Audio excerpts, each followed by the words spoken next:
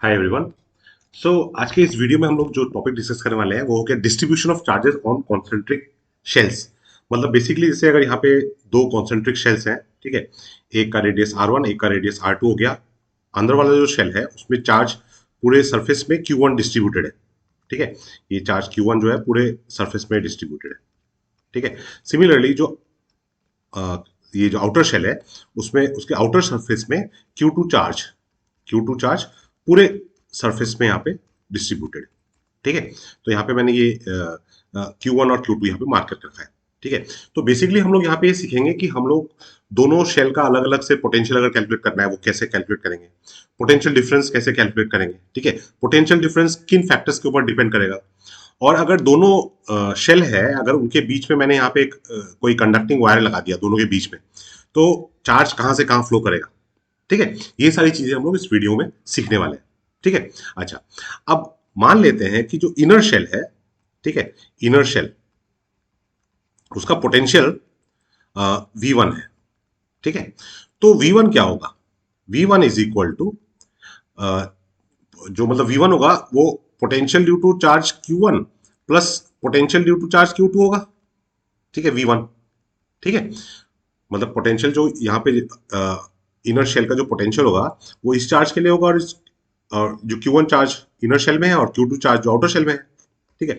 तो V1 equal to क्या हो जाएगा, V1 इज इक्वल टू हो जाएगा के Q1/R1 प्लस के Q2/R2, ठीक है। ये हो गया इनर शेल के लिए, ठीक है। अच्छा, अब अगर आउटर शेल के लिए देखें हम लोग, ठीक है, आउटर शेल, तो आउटर शेल का कहानी क्या होगा, आउटर शेल, तो आउटर शेल में जो पोटेंशियल होगा V2 वो क्या होगा, potential due to charge Q1 plus potential due to charge Q2, ठीक है। तो V2 इज इक्वल टू के Q1/R2 प्लस के Q1 Q2 सॉरी Q2/R2, ठीक है।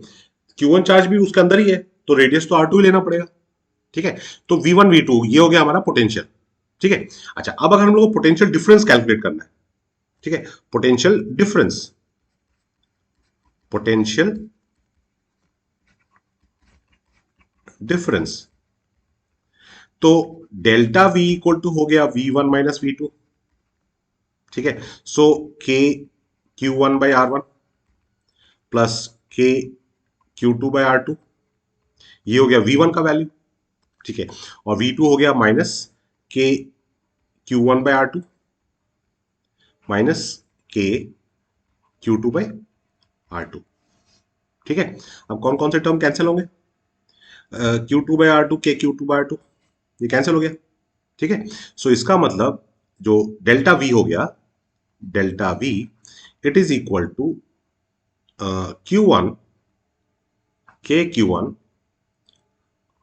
1/R1 माइनस 1/R2, 1/R2, ठीक है।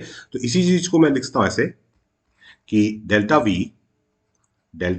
इज इक्वल टू Q1, के क्या है, 4 pi epsilon naught, 1/4 pi epsilon naught, so 1/R1 minus 1/R2, ठीक है। ये काफी इंटरेस्टिंग रिजल्ट है, interesting result in the sense कि जो डेल्टा वी है ना वो R1 R2 पे डिपेंड कर रहा है, वो तो बात ठीक है, बट डेल्टा वी जो है वो Q2 के ऊपर डिपेंड नहीं कर रहा है, ठीक है। डेल्टा वी Q2 के ऊपर डिपेंड नहीं कर रहा है, ठीक है। तो यहाँ पे हम लोग ये इन्फ्रेंस लिखते हैं, delta we depends depends only on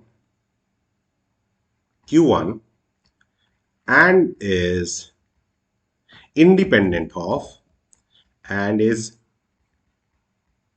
independent of Q2।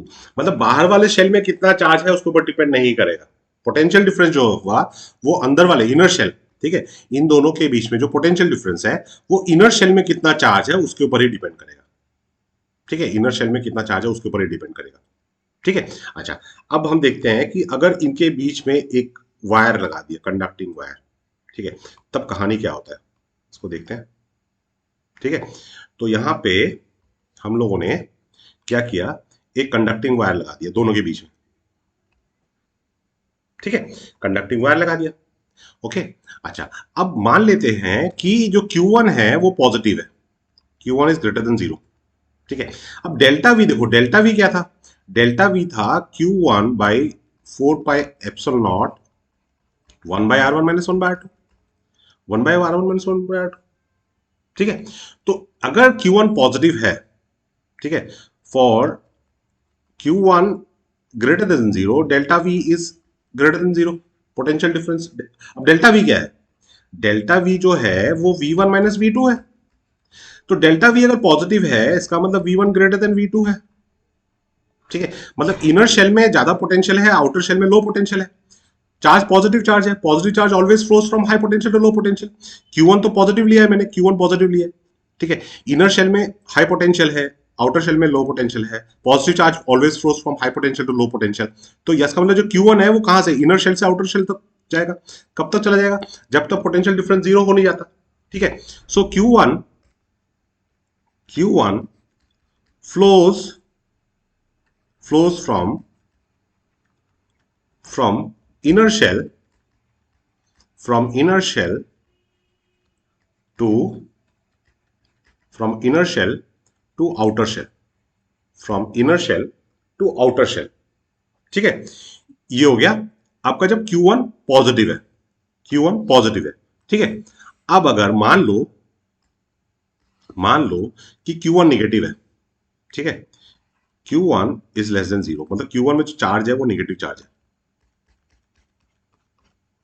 Negative charge. ठीक है, तो Q1 अगर निगेटिव है, Q1 इज नेगेटिव, तो देखो डेल्टा V भी निगेटिव हो जाएगा। डेल्टा V अगर निगेटिव हो गया, इसका मतलब V1 is less than V2, V1 is less than V2। ठीक है, अब V1 लेस देन V2 हो गया। ठीक है, मतलब देखो इनर शेल में V1 पोटेंशियल था, आउटर शेल में V2 पोटेंशियल था। अब जो Q1 चार्ज है वो तो निगेटिव चार्ज है, तो निगेटिव चार्ज कहां से कहां फ्लो करता है? Low potential to high potential. तो again Q1 will flow from inner shell to outer shell. ठीक है, ये चार्ज बाहर से अंदर से बाहर जाएगा। ठीक है, इस केस में यहां पे Q1 पॉजिटिव था, ये Q1 पॉजिटिव था, और जब हम लोगों ने कंडक्टिंग वायर लगाया तो ये अंदर से बाहर जा रहा था, अंदर से बाहर जा रहा था। क्यों? क्योंकि positive charge high potential to low potential flow करता है। ठीक है, बट जो निगेटिव चार्ज होता है वो तो low potential to high potential flow करता है। तो again again again Q1 Q1 flows from inner to outer shell, inner to outer shell. ठीक है, तो ये एक यार बड़ा अच्छा कॉन्सेप्ट हो गया कि देखो पहली चीज कि जो पोटेंशियल डिफरेंस है, जो पोटेंशियल डिफरेंस है वो सिर्फ Q1 के ऊपर डिपेंड कर रहा है, Q2 के ऊपर डिपेंड नहीं कर रहा है। ठीक है, दूसरी चीज अगर हम कंडक्टिंग वायर लगा रहे हैं और Q1 पॉजिटिव है तो चार्ज अंदर से बाहर जा रहा है, और कंडक्टिंग वायर लगा रहे हैं और Q1 नेगेटिव है तब भी चार्ज अंदर से बाहर जाएगा। ठीक है, मतलब अगर आप कंडक्टिंग वायर लगाओगे तो irrespective of nature of positive charge और नेगेटिव चार्ज, अंदर वाले स्फीयर में जो भी चार्ज है वो चार्ज बाहर चला आएगा, वो चार्ज आउटर शेल में चला आएगा। ठीक है, so these are few of the very important concepts related to concentric spherical shells. ठीक है,